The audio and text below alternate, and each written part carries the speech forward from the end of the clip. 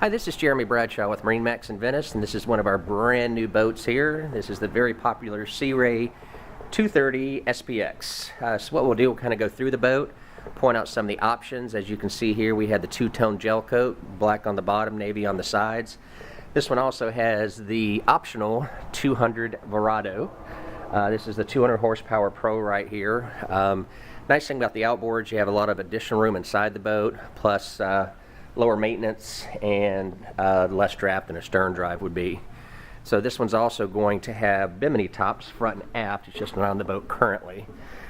So when you go inside, you do have the nice comfortable cockpit carpet right here and plenty of seating. For a 23-foot boat, it has a lot of interior space. We're also going to have a bow cover up here and as well as a cockpit cover back here. One thing I like about the boat with having the outboard is you have plenty of storage. So instead of having an engine here, you've got storage, which is really nice. This one also has a Simrad GPS chart plotter, as well as an enclosed head. So very popular boat. These colors are also very popular.